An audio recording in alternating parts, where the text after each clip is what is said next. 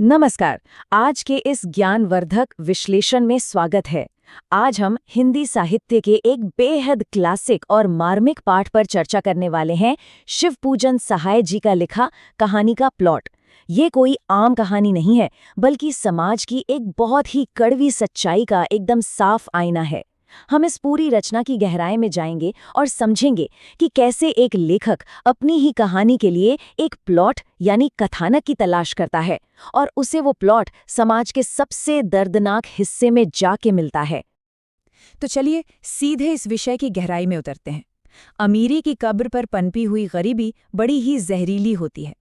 सच कहा जाए तो ये एक वाक्य इस पूरी कहानी की आत्मा है। लेखक शिवपूजन सहाय शुरुआत में ही बड़ी विनम्रता से कहते हैं कि वो कोई बड़े कला मर्मज्ञ या कुशल कहानीकार नहीं है, लेकिन उन्हें अपनी कहानी के लिए एक ऐसा प्लॉट मिल गया है जो किसी भी भव्य इमारत से ज्यादा मजबूत और ध्यान खींचने वाला है। ये कोट तुरंत सोचने पर मजबूर कर देता है कि जब किसी ने कभी बहुत पैसा देखा हो, खूब ऐशो आराम जिया हो और फिर उसे अचानक भयानक गरीबी का सामना करना पड़े, तो वह दर्द आखिर कितना असहनीय होता होगा। तो हमारा पहला भाग है अमीरी से गरीबी तक। कहानी के मुख्य पात्रों की पृष्ठभूमि को समझना बहुत जरूरी है। आखिर ये पतन हुआ कैसे और इसने पूरी जिंदगी को कैसे पलट कर रख दिया, आइए इसे समझते हैं। कहानी के शुरुआत में हमें मुंशी जी और उनके बड़े भाई दरोगा जी से मिलवाया जाता है।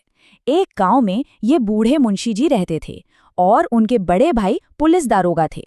अब उस जमाने में दारोगा जी ने बेहिसाब पैसा कमाया, मतलब इतनी कमाई कि आज के पढ़े लिखे लोग भी शायद ही उतना कमा पाएं। लेकिन असली समस्या ये थी कि दारोगा जी ने जो कुछ भी कमाया वो सब अपनी जिंदगी में ही पूरी तरह से ऐशो आराम में फूंक डाला। भविष्य के लिए एक पाई भी बचाकर नहीं रखी गई। और ये बहुत ही शानदार तरीके से दर्शाता है कि वो बदलाव कितना भयानक था। एक तरफ दरोगा जी का वो अतीत है जहाँ शुद्ध घी के दिए जला करते थे, एकदम बढ़िया कपड़े पहने जाते थे और हर दिन बटेर का शोरबा उड़ाया जाता था। और दूसरी तरफ मुंशी जी का वर्तमान, जहाँ सिर में लगाने के लिए चुल्लू भर कड़वा तेल भी नहीं है, चबाने के लिए सिर्फ मटर का सत्तू या चने बचे हैं और पहनने के लिए सिर्फ फटे पुराने छितड़े। ये तुलना सिर्फ शब्दों का खेल नहीं है, बल्कि ये दिखाती है कि कैसे एक ही परिवार ने सचमुच स्वर्ग से लेकर सीधे नरक तक का सफर तय कर लिया।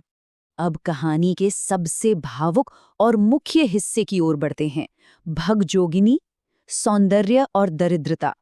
इसी भयानक गरीबी के दलदल में मुंशी जी के घर एक बेटी का जन्म होता है। आइए समझते हैं कि इस बच्ची का इस पूरी कहानी में क्या महत्व है। यहाँ सबसे महत्वपूर्ण बिंदु इस बच्ची का नाम ही है, भगजोगनी। इसका शाब्दिक अर्थ होता है जुगनू। यह सोचने वाली बात है कि एक ऐसा घर जहाँ पूरी तरह से गरीबी और घोर निराशा का अंधकार छाया हुआ है, वहाँ ये बच्ची एक जुगनू की तरह टिमटिमाती हुई एक हल्की सी रोशनी के समान है। लेखक ने यह नाम बहुत ही सोच समझकर चुना है, जो उस बच्ची के अस्तित्व को और मुंशी जी की बेबसी को एक साथ एक ही शब्द में समेट देता है। लेखक ने भगजोगनी के अद्भुत प्राकृतिक सौंदर्य का बहुत ही मार्मिक वर्णन किया है। उनका मानना है कि वो इतनी सुंदर थी कि शायद दुष्यंत की शकुंतला भी प्राकृतिक रूप से बिल्कुल उसके जैसी ही दिखती होगी। उसे किसी भी कृत्रिम श्रृंगार की जरूरत ही नहीं थी। लेकिन यहाँ सबसे बड़ी त्रासदी यह है कि उसकी इस अतुलनीय सुंदरता को देखने या सराहने वाला कोई नहीं है, क्योंकि ये रूप और लावण्य गरीबी के उस घने अंधेरे में पूरी तरह से छिप गया है। सच में वो गरीबी की चक्की में पिसी हुई एक मासूम जान थी।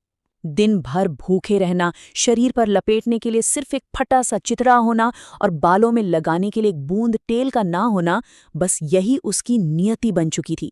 उसकी बड़ी बड़ी आंखों में एक अजीब सी करुणा और लाचारी हमेशा दिखाई देती थी। ये सिर्फ एक लड़की की कहानी नहीं रह जाती, बल्कि ये अभाव और भूख के सामने टूटते हुए बचपन की एक बहुत ही खौफनाक तस्वीर है। इसी लाचारी के बीच कहानी एक नया मोड़ लेती है और समाज के एक बहुत बड़े नासूर की तरफ हमारा ध्यान खींचती है। हमारा अगला भाग है तिलक, दहेज और समाज। मुंशी जी अपनी इस खूबसूरत लेकिन बेतहाशा गरीब बेटी के लिए एक योग्य वर की तलाश शुरू करते हैं। यहाँ मुंशी जी की जो हालत है वो सच में रुला देने वाली है। साफ देखा जा सकता है कि कैसे वे दर दर भटक रहे हैं।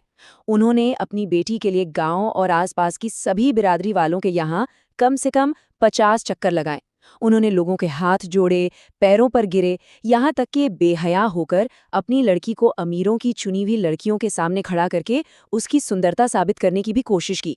सिर्फ ये एक चाहत थी कि कोई उस बेटी को बिना दहेज के अपना ले। अब यहाँ जो सबसे हैरान करने वाली बात है वो ये है कि समाज ने कैसे कैसे क्रूर बहाने बनाए। किसी ने भारी दहेज यानी तिलक दहेज की मांग कर दी, तो किसी ने ताना मारा कि गरीब घर की लड़कियां चटोरेपन की शिकार और बहुत कंजूस होती हैं। कुछ ने कहा कि भाई इससे तो उनके परिवार का रुतबा ही खराब हो जाएगा। बिना पैसों के लेन देन के हर किसी ने साफ मना कर दिया। यहाँ तक कि उन तथाकथित समाज सुधारकों ने भी मुंशी जी की कोई मदद नहीं की, जो बड़े बड़े मंचों से बड़ी बड़ी बातें करते हैं और सुधार पर सिर्फ लंबे लंबे लेख लिखते हैं। ये समाज के दोहरेपन और खोखलेपन का एक बहुत ही कड़वा सच है। और इन सब क्रूर अस्वीकृतियों का परिणाम क्या निकला? आइए इस विश्लेषण के सबसे अंतिम और सबसे झकझोर देने वाले हिस्से की ओर बढ़ते हैं, एक दुखद और चौंकाने वाला अंत। भगजोगनी की कहानी का अंत इतना दुखद और इतना अप्रत्याशित है कि ये किसी को भी अंदर तक विचलित कर सकता है। मुंशी जी अब बुरी तरह से टूट चुके थे। उनके आंसू और उनका रुंधा हुआ गला साफ महसूस किया जा सकता है। जब हर एक दरवाज़ा बंद हो गया तो मजबूरी में एक ऐसा समझौता करना पड़ा जो किसी भी पिता के लिए सबसे बड़ा दर्द होता है। उन्होंने अपनी मात्र 11-12 साल की छोटी सी नवोदित बेटी की शादी एक 41-42 साल के अधेड़ व्यक्ति से कर दी।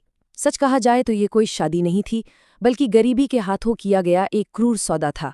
भगजोगनी के जीवन का ये कठोर क्रम सचमुच दिल दहला देने वाला है। जन्म घोर गरीबी में, 11-12 साल की उम्र में एक अधेड़ उम्र के व्यक्ति से जबरन विवाह।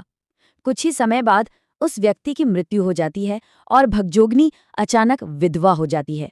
और फिर जब वो अपनी युवावस्था में पहुंचती है, तब जो होता है वो इस पूरी कहानी का सबसे बड़ा और गहरा आघात है। उसकी दूसरी शादी उसी के सौतेले बेटे से कर दी जाती है। कहानी के ये अंतिम शब्द किसी को भी सुन्न कर सकते हैं।